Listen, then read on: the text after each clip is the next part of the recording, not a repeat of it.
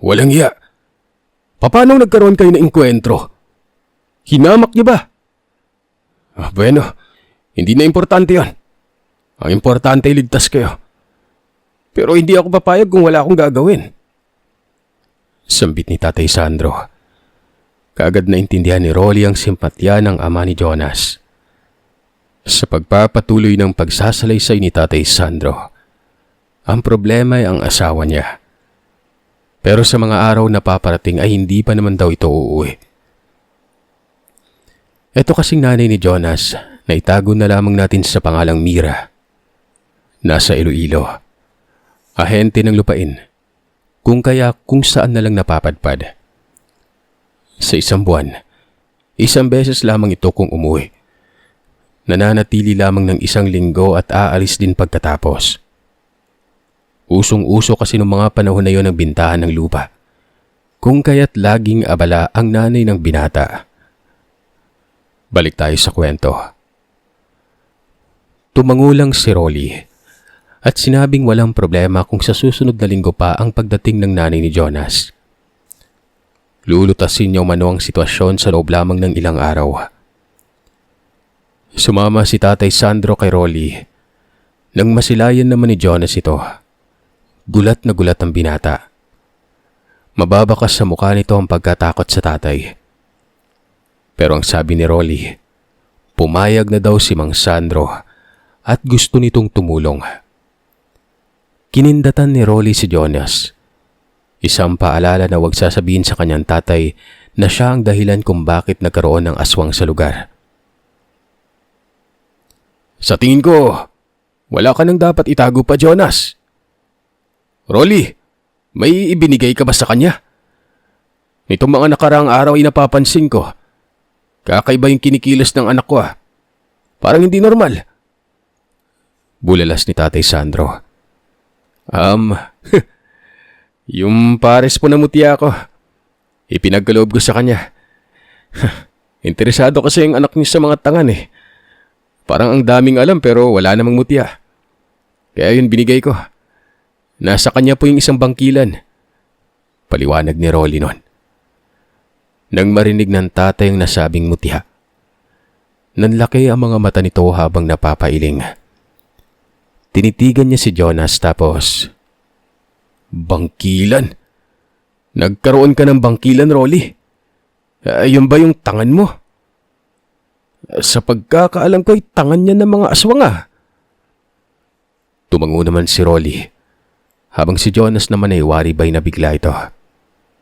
Tama, tangan nga po ito ng aswang.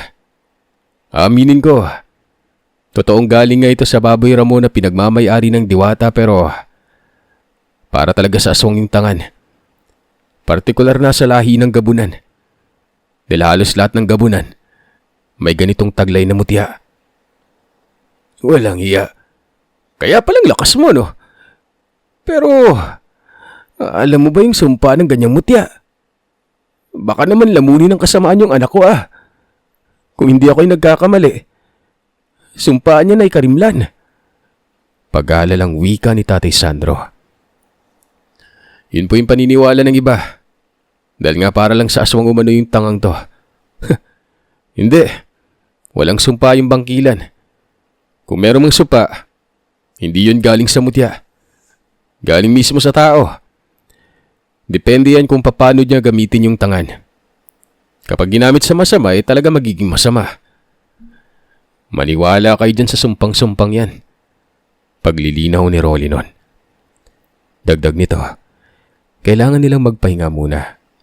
Gawa ng kinabukasan ay babalik sa merkado si Rolly. Isasama niya pa rin si Jonas o obserbahan nilang lugar. Kagad namang sumabat si Tatay Sandro. Ayon dito ay sasama na din siya sa merkado.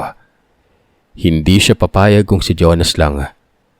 Kung nasaan ang anak ay doon siya nakasunod.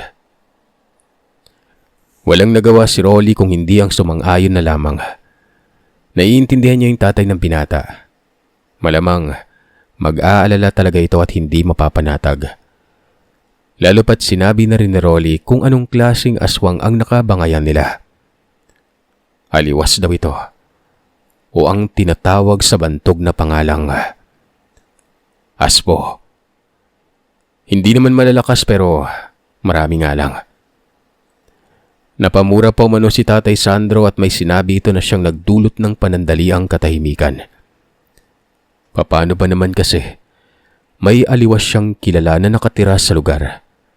Katunayan, nasa kabilang banda lamang ito at malapit sa kalsada ang bahay.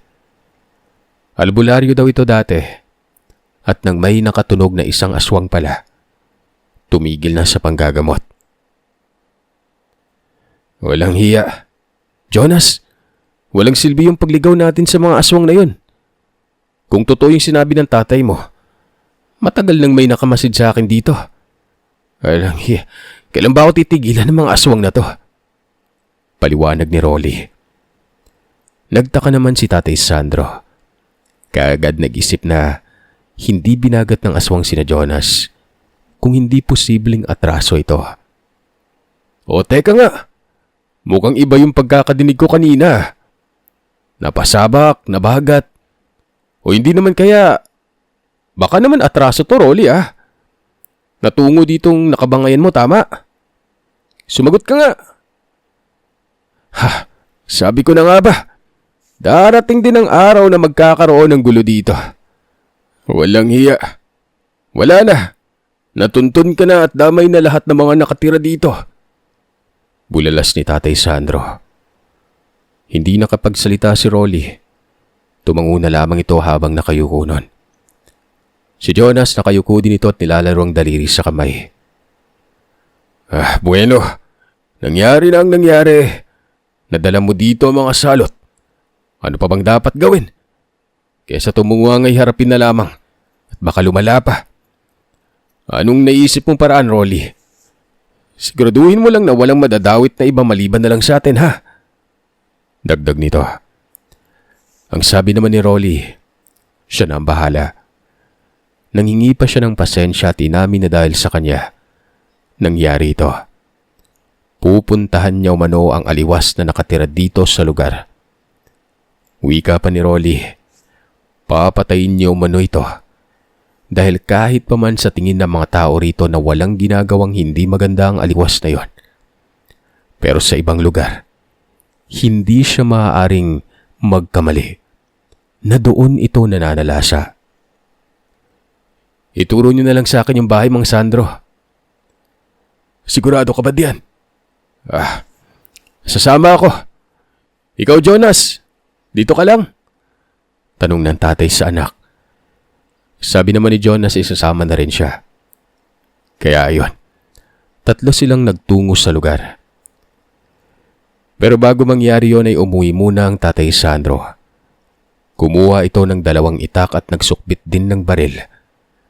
Pagkabalik ay inabot niya kay Jonas ang isang itak nun.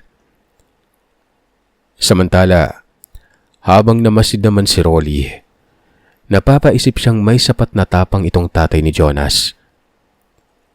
Pagkatapos doon ay umalis na sila. Mabilis namang nakarating, buhat ng malapit nga lang ito. Nga pala, ang pangalan ng aliwas ay itago na lamang nating Fernan.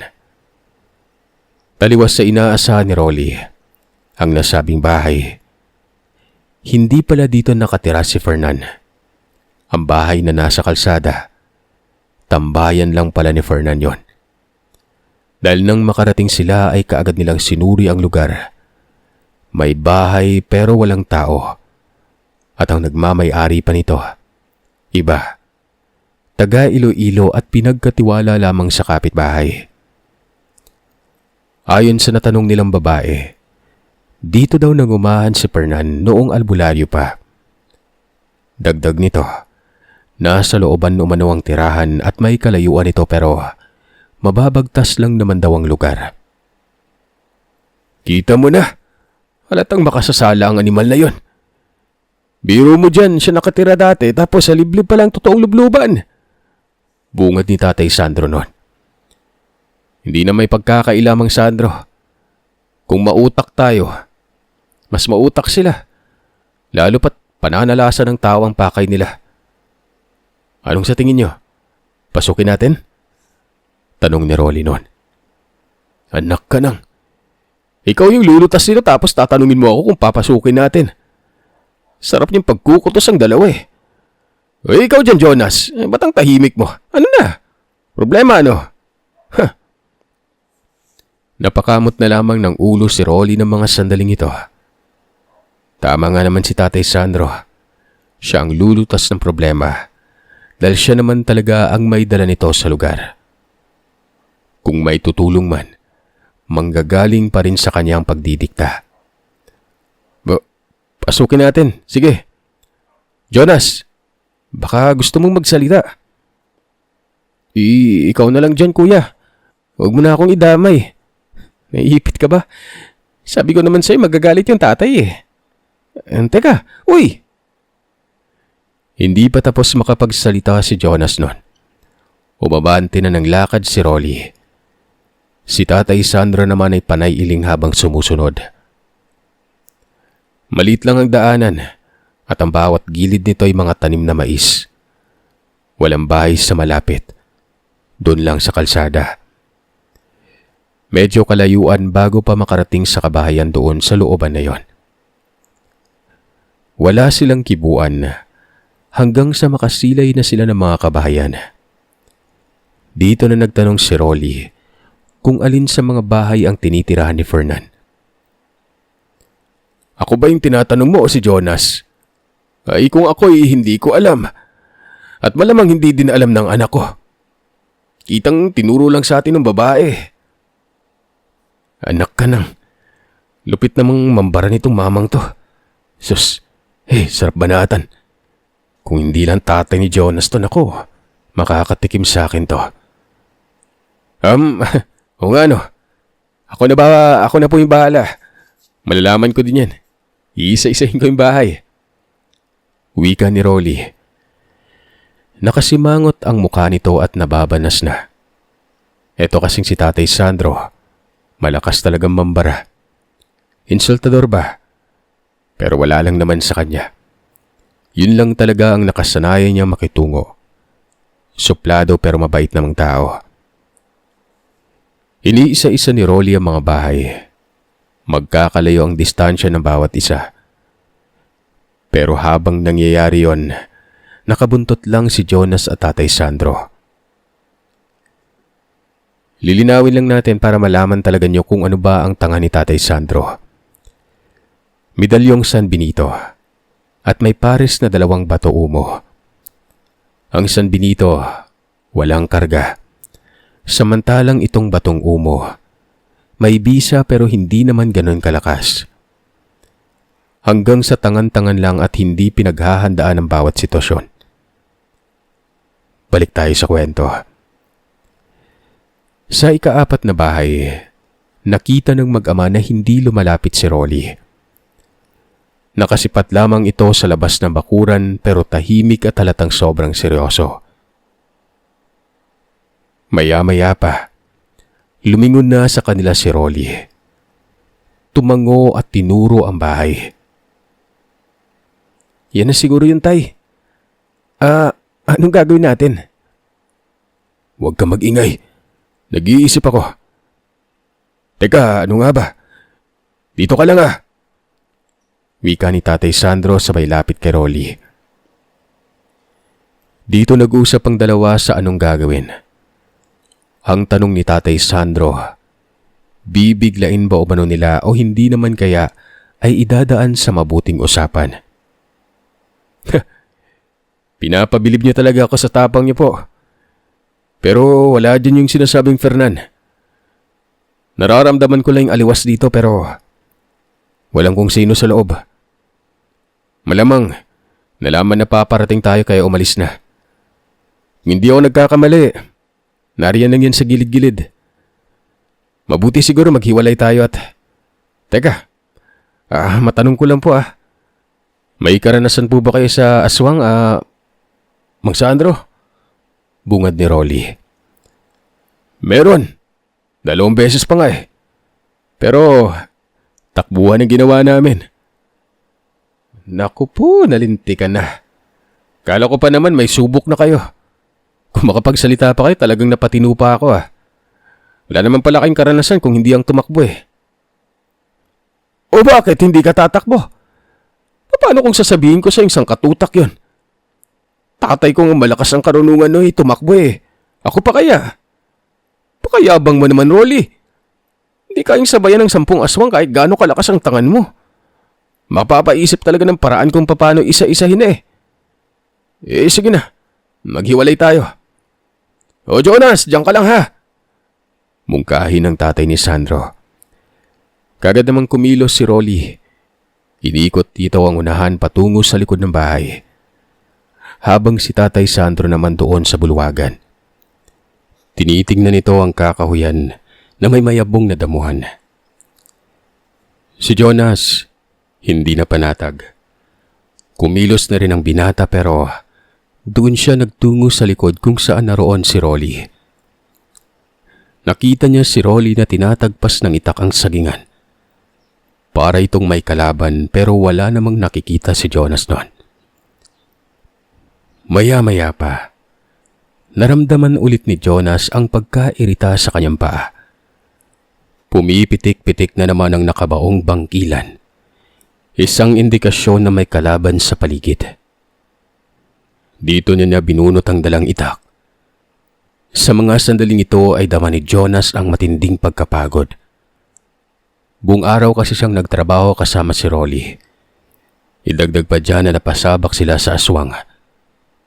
Dito pa lang siya nakaramdam ng pagod sa kabila ng lakas na ibinibigay sa kanya ng tangan niya. Yung bahay ng nasabing si Fernan, maliit lamang ito. Kwadrado at nakaangat ng halos 1 metro ang sahig sa lupa. Yung silong, may nakataling aso pero nagtataka noon si Jonas kung bakit hindi man lamang sila kinakahulan. Sa halip, nakatayo lamang ito at nakamasid sa kanila. Malaki ang aso nito na wari bang isang rasa. Maya-maya pa, may napansin si Jonas na gumagalaw sa gilid ng asong yon. Nasa haligi ito, kung kaya't maiging tinitigan ni Jonas. Hanggang sa ganoon na lang ang panlalaki ng kanyang mga mata nang makitang parang tao itong nakadapa. Tapos ay gumapang patungo sa tugkaran ng bahay. Kuya Rolly! Nakita ko na! Ayun oh! Patungo sa harap ng bahay! Sigaw ni Jonas. Nang marinig naman yun ni Rolly, mabilis itong tumakbo patungo sa harap ng bahay, pero doon sa kabila dumaan. Si Jonas ay bumalik sa tinahak niyang landas. Sa puntong ito ay doon palang kumahol ang aso at laking gulat ni Jonas dahil hindi na ito nakatali sa silong. Nakakalas na ang tali. Sa kanya patungo ang asong yon. Hintik! Pinakawalan yung alaga. Tay! Tay! Takbo! Laki ng aso! Wika ni Jonas habang mabilis na tumatakbo patungo sa damuhan. Si Tatay Sandro naman nang masilayan ng aso. Tumakbo na rin ito. Lintek! Ba't may aso? Dito ka dumadanak. May ipit ka dyan. Samantalang si Rolly natagpuan ng aswang. Mabilis itong sumuot sa taniman ng mais. Kung kaya naman hinabol niya. Malapit na sanang maabutan ito ni Rolly nang dambahan siya ng asong humahabol kila Jonas noon. Mabuti na lang at kaagad na iharang ang taluban ng itak at mabilis na sinaksak ang tiyan ng aso. Dahilan namang bumagsak ito sa lupa at mabilis na binawian ng buhay. Habang nangyayari yon, tumigil sa unahan ng nilalang. Galit na galit ito nang makitang patay na ang alaga niya. Dumating na din sa lugar sina Jonas at Tatay Sandro at nakita nila ang nakahandusay at malaking aso na yon. Ilang sandali lang, nawala na rin yung aswang. Ang sabi naman ni Rolly, sundan ito ng magtatay. Puputulan niya muna umano ng ulo ang aso. Hindi naman nagsalita si Tatay Sandro. Kagad nagtungo kung saan naglaho ang nilalang. Samantalang nanatili lamang si Jonas. Lumapit ito kay Rolly at tinitigang maigi ang aso na yon. Doon lang niya nasilayan na kulay dilaw ang mga mata nito. At yung mukha ay animoy halimaw. Hindi mo makikita sa normal na aso o mga rasa. Basta, ang lalaki ng mga ngipin nito, sobrang nakakakilabot. Anong klaseng aso yan, kuya? Kung may aswang na tao, may aswang din na hayop. Ang mga aliwas, may mga alagang hayop na katuwang sa bahay yan. Tong asong to, isa sa mga yon. Mas mabangis pang alaga ng mga aliwas kaysa sa kanila mismo. Sundan mo yung tatay mo. Susunod ako doon pagkatapos. Mungkahi ni Rolly. Hindi na nagsalita pa si Jonas, pero dulot ng matinding pagod ay hindi na ito tumakbo. Naglakad na lang. Napansin naman ni Rolly ang pagiging balisa ni Jonas kung kaya naman, pagod na ata yung tutubing to ah. Psst, hoy! Ba't ka kukuya-kuya-koy? Huwag ka magpapadala sa isip mo. Gamitin mo yung tangan mo. Paano magkakabisa yan kung ang laman ng isip mo banig? Talagang magpapahinga din yung gamit mo. Mungkahi ni Rolly. Kagad natauhan si Jonas. Naalala ng binatilyo na nakadepende palang bisa sa dikta ng katawan. Kapag inisip na magpapahinga talaga ang bangkilan. Pero kapag ang laman ng isip ay laban, bibigyan siya nito ng sapat at hindi pang karaniwang lakas. Napangiti si Jonas. Sobrang namangha dahil totoo naman talaga kung kaya naman nagbuntong hininga ito at liyug-yug ang ulo. Tumakbo ito ng mabilis patungo sa kanyang ama. Nang mga sandaling ito ay naabutan niya si Tatay Sandro. Nakaharap na ang nilalang, pero nakatayo lamang ang mga ito at nagtititigan sa isa't isa. Nasa loob sila ng sagingan na may hanggang bewang na damo. Maya-maya'y nagsalita si Tatay Sandro at ang sabi nito, ba't daw tatakbo si Fernan kung wala naman itong kasalanan? Sabat naman ng aswang.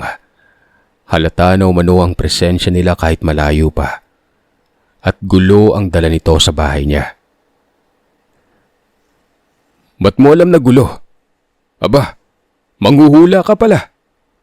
Baka naman may kinalaman ka sa pagdatingan ng mga kauri mo dito ha? Bulalas ni Tatay Sandro noon. Bakit? Importante ba sa'yo ang lahat? Kung sasabihin ko sa iyong oo, totoo at ako ang dahilan kung bakit may kauri ako dito. Pero hindi yun pupukol sa inyong pamilya. Kung hindi kay Rolly lang. Hangal ka din ano. Parang hindi mo alam na pati anak ko dinadamay na. Bueno, sabihin na natin totoo ang sinasabi mo pero aswang ka pa rin, Fernan. At hindi maiiwasang manalasa ka ng ibang tao. Sagot naman ni Tatay Sandro. Unti-unti itong umaabante ng lakad. Si Jonas naman ay kumabig paikot. Ito ay sakaling tumakas ang nilalang at maabangan niya kung saan pupunta. Sa gawing tinatahak kasi ni Jonas, ito lamang ang maayos na daan. Sa likod kasi ni Fernan ay kawayanan na. Hanggang sa maya-maya pa'y dumating na si Rolly. Walang sabi-sabing lumapit ito at hinawi pa si Tatay Sandro para makadaan nun. Nabigla naman ang tatay. Nakita nila Jonas na tinadyakan ni Rolly ang aswang. Dahilan para mapaatras ito at sumalampak ang katawan sa lawiswis ng kawayan. Dami niyong sinabi. Baka makatakas pa eh. Hoy ikaw! Nasaan ngayon yung mga kauri mo? Huwag kang magkamali ng kilos. Sa oras naman laban ka, matutulad ka sa aso mong pinugutan ko ng ulo. Bungad ni Rolly. Hindi ko alam kung nasaan sila. Ang alam ko lang, papatayin ka nila. Huwag mo akong gawing ewan. Alam ko yung uri nyo. Kilala ko ang diskarte at ugali nyo. Huling tanong ko na to. Nasaan ang kauri mo at ilan silang lahat? Tanong uli ni Rolly nun. Dito na nagsalita si Fernan at ang sabi, 7 daw lahat ang nagtungo dito. At kasalukuyan ngayong nagmamasid-masid sa kinikilos ni Rolly. Hindi niya alam ang eksaktong lugar dahil kung saan-saan na lamang daw ito nagpupunta. Matsyempuhan lamang daw ang nagtatangan ng bangkilan. Nagmamasid-masid? Binagat na nga kami, nagmamasid-masid ba? Ikaw yung dahilan at alam ko yon. Dahil lahat ng mga aliwas, malalalim ang ugnayan sa isa't isa. Jonas, akin na yung lubid sa itak mo. Dali! Mungkahi ni Rolly. Kagad namang inabot ni Jonas ang lubid sa itak. Ginapos ang kamay ni Fernan at kinaladkad ito pabalik ng bahay. Nagtanong naman si Tatay Sandro kung anong gagawin ni Rolly. Ayon dito, gagawin nilang bihag si Fernan. Nakakatiyak siyang dadalaw ang mga kauri nitong mga aliwas. Kung hindi mamayang madaling araw ay baka kinabukasan. Lalo pat nagsisimula ng tensyon sa lugar. Hindi malayong magdagsaan pa ang ilang mga aliwas. Bukod sa bilang na binanggit ni Fernan. Sangkatutak na naman to. Hey, siguraduhin mo lang na walang madadamay na ibang tao dito, Rolly. Sabat ni Tatay Sandro. Tumango naman si Rolly at sinabing siya na ang bahala. Basta daw maging alisto lamang sila. Dahil ang mga aliwas, mautak pa sa kawatan kung kumilos. Nang makarating sila sa bahay, itinali ni Rolly si Fernan sa haligi ng bahay. Kinakabahan si Jonas sa mga puntong yon. Maging ang Tatay Sandro, panay sipat na sa paligid at baka may makakita sa kanilang residente. Lalo pat hindi kaaya-aya ang ginagawa ni Rolly. Mabuti na nga lang, medyo may kalayuan ang bahay doon sa liblib. Ang problema kung may mapapadaang tao. Matapos maigapos ni Fernan, maniwala man kayo o sa hindi, mga 10 minuto lang ang lumipas ay may nagsidatingang tao. Nagulat pa noon si Tatay Sandro at Jonas at baka mga residente sa lugar. Pero nakapagtatakang hindi kumikibo ang mga ito.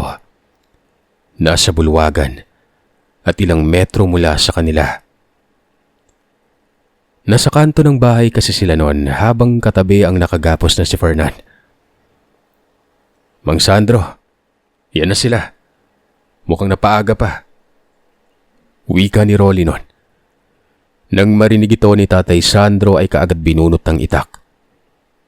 Inilabas na rin ito ang kanyang baril.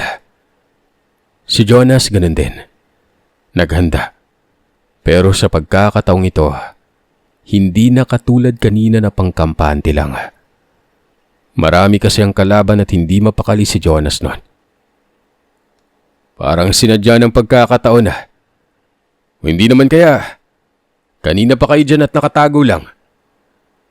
Pati ba naman dito? Manggorio, kamusta? Wala bang katapusan to? Patahimikan nyo naman ako. Nadadagdagan lang ang bilang ng namamatay sa inyo eh. Hindi nyo ba naiisip yon? Wika ni Rolly. At pinangalanan ng isa sa mga itong Goryo. Kagad namang nalaman na mag-ama kung alin sa kanila si Goryo. Dahil gumalaw ito at ngumiti.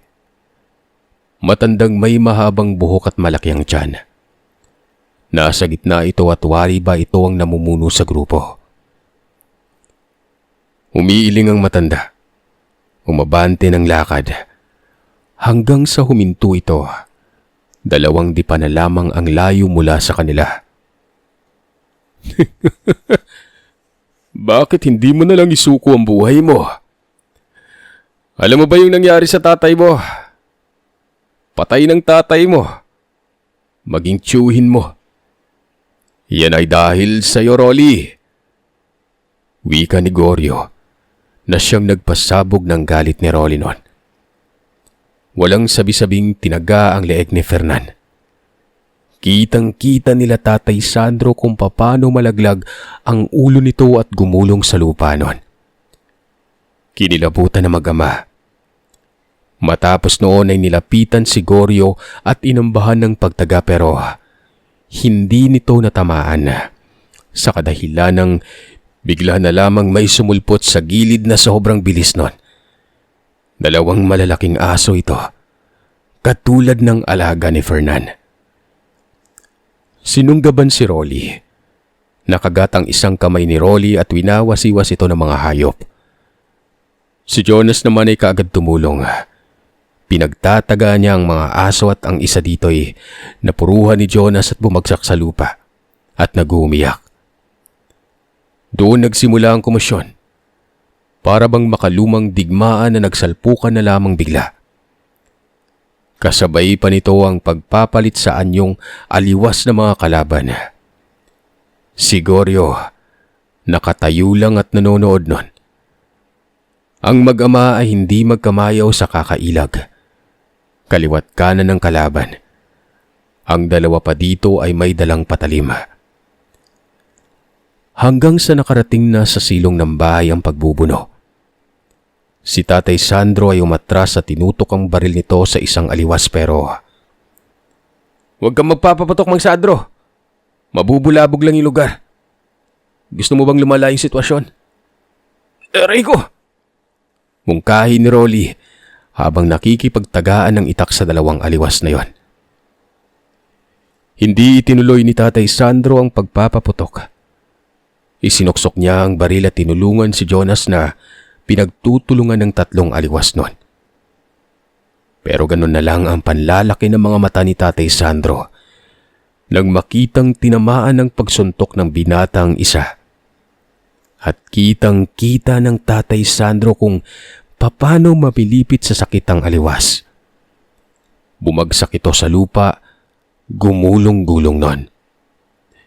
Yung dalawa'y tinamaan din ng pagsuntok. Basag ang mukha ng isa, habang yung isa naman ay nalukot ang katawan. Pagkabagsak sa lupa ay dito na pinagtataga ni Jonas sa mga yon. Napapailing na lamang si Tatay Sandro ng mga sandaling yon. Hindi siya makapaniwala sa kayang gawin ni Jonas.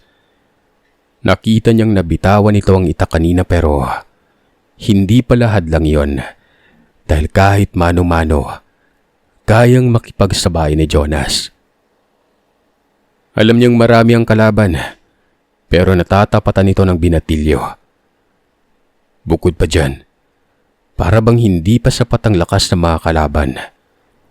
Walang kahirap-hirap lang itong pinatumba ni Jonas. Pagsipat niya kay Rolly, bagsak na rin ang kinakaharap nito. Nakita niyang nagpapagpag ng dumi sa katawan si Rolly. At matapos nun, hinabol ang isang aliwas na nagtangkang tumakas. Isa na lang ang natira doon. Ito yung nagngangalang Goryo. Nakikita ni Tatay Sandro na naroroon pa ito sa harap ng bahay pero nagdadalawang isip siyang puntahan. Sa pagkakataong yun, inaantay niyang matapos si Jonas sa pagpuksa sa tatlo. Hanggang sa maya-maya pa. Yung isa anak, ikaw na bahala doon. Mukhang mahihirapan kasi ako maliban na lang sa inyo. Tumangulang si Jonas at kaagad tinungo si Goryo. Kung kanina'y waring kalmado lamang ito, ngayon ay makikitaan ng matanda ng pagkabagabag. Marahil ay nakita nito na hindi lang si Rolly ang may taglay na bangis sa pakikipagpatayan. Umatras sa matanda. Nagpalinga-linga pa ito sa likuran na wari ba'y sinisipat kung saan tatakbo. Mang Goryo, ilan pa ba yung gusto mong mabawas sa bilang nyo? Baka iniisip mo ngayon na patatakasin kita. Wika ni Jonas nun. Nawari ba'y kampanteng-kampante na sa sarili niya.